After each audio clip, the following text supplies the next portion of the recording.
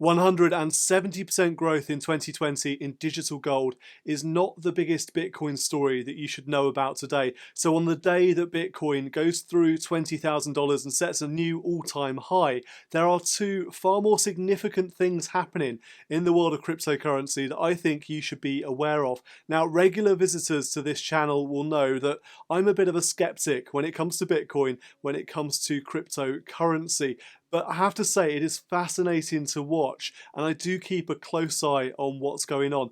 I believe that the underlying tech blockchain has incredible and very wide-reaching potential in the future, but people sticking their money into Bitcoin and other crypto coins are really speculating on something with no inherent value. But as I said, it's fascinating to watch, and watching it today, there's been lots going on. I think lots going on behind this headline of Bitcoin going above $20,000. I'm Martin Bamford. I'm a chartered financial planner at Informed Choice, and here on this channel I make videos about personal finance, investing, economics and happiness. And if that sounds good to you, if those sound like topics you'd like to get under the skin of and learn more about, please do press that little red subscribe button to become part of our YouTube subscriber community. It'd be lovely to welcome you on board. It just takes a second, it's completely free, and it means you won't miss out on any videos in the future. Now, all the headlines around Bitcoin today screaming about it reaching a new all-time high, going above $20,000 for the first time. In fact, reaching $20,440 according to Reuters, and that's big news. It's on the rise. It's had a great year this year, up about 170%, and that is in part because of growing demand from institutional investors, but also because Bitcoin's becoming a bit more widely accepted as an actual currency that you can use, that you can buy things with. So those two main factors driving the price of Bitcoin up. However, Bitcoin has got all of the hallmarks of a bubble. You don't have to look too hard at the history of financial bubbles and asset price bubbles to see many of the same characteristics. And it's the fact that Bitcoin looks a lot like a bubble, which surprised me a lot when I saw the second Bitcoin news story today. And that's the story that Ruffa, the fund manager, has purchased rather a lot of Bitcoin, about 45,000 coins worth about £550 million. And as I said earlier, the price of Bitcoin going up this year by about 170% in large part is due to this increased institutional demand for the cryptocurrency. But the reason it surprised me when I saw Ruffa buying up this money is because just a couple of weeks ago I got up quite early one morning for a pre-breakfast webinar from Ruffa. It was probably a breakfast webinar, but I'm a late riser, so for me it was pre-breakfast. And the webinar was fantastic. It was all about how to spot a bubble. And in that webinar, I think Ruffa were describing Bitcoin. I think they were giving all the attributes of a bubble to Bitcoin. Now, in their defense, they did summarize at the end by saying the only way to really spot a bubble is after its burst. So they gave themselves a little bit of wriggle room in that respect. But actually, all the things they were saying, you can apply those characteristics to Bitcoin. Yet here we are today, finding out that back in November last month, they added rather a lot of Bitcoin to their client portfolios. The total amount of Bitcoin they purchased is equivalent to about 2.7% of their total assets under management. So it's a significant allocation. This isn't just play money off to a side. This is real money going into a very speculative asset class. Now, the fund managers at Ruffa described this purchase as primarily a protective move for portfolios to act as a hedge against some of the risks that we see in a fragile monetary system and distorted financial markets. The managers said, "We see this as a small but potent insurance policy against the continuing devaluation of the world's major currencies. Bitcoin diversifies the company's much larger investments in gold and inflation-linked bonds and acts as a hedge to some of the monetary and market risks that we see." This is a ballsy move, guys, at Ruffa. This is a really ballsy move. It's one thing as an individual investor to speculate on something like Bitcoin that has no tangible value, that is an entirely speculative asset and trading tool. But it's quite another thing as a fund manager, a fund provider, to take your client's money and allocate it to something like Bitcoin. So it really is a ballsy move. It's a gutsy move.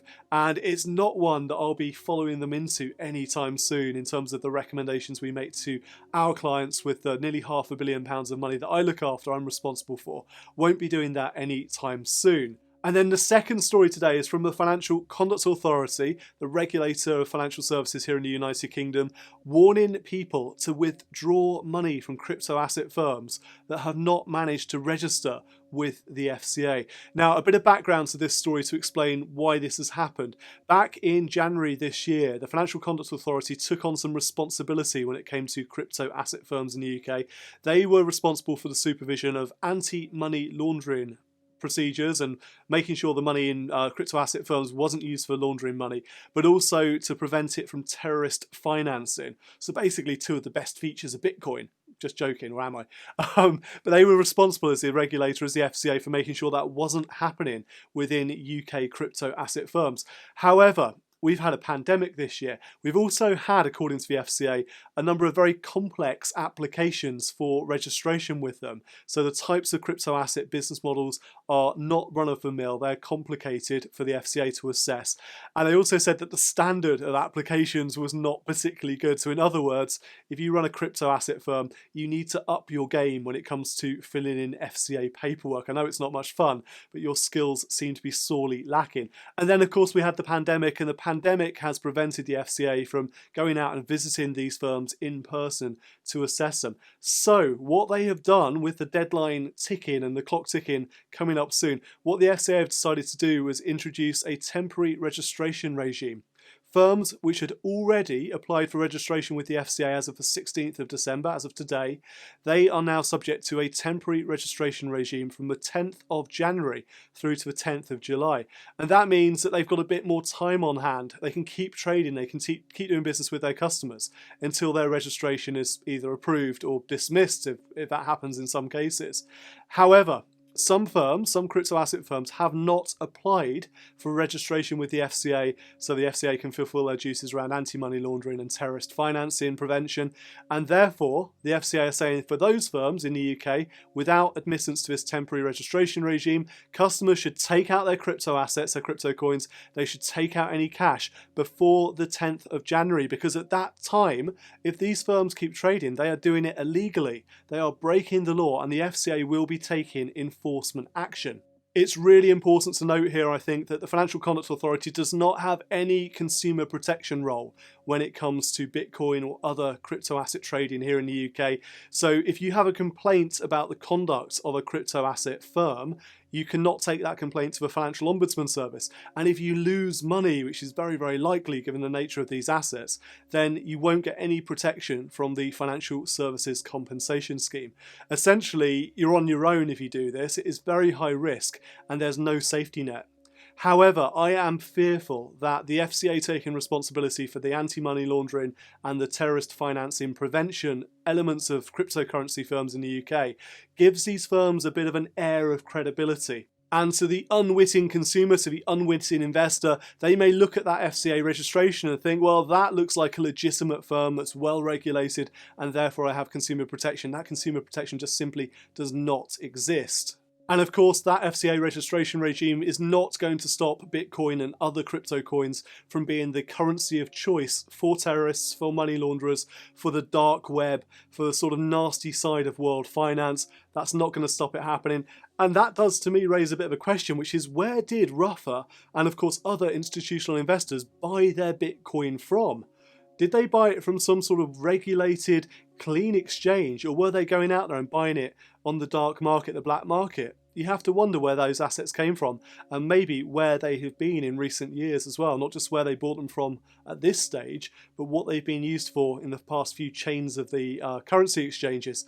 Very, very interesting stuff. I'm not able to answer that question, but I'd love to hear more about that. Are we following each other on Twitter yet? Come along and say hello. You can find me there at Martin Bamford. Twitter is typically where I hang out the most online, so come and start the conversation at Martin Bamford. Thank you for watching this video. Until next time, I'm Martin Bamford, and when it comes to your money, the more you know, the faster it can grow.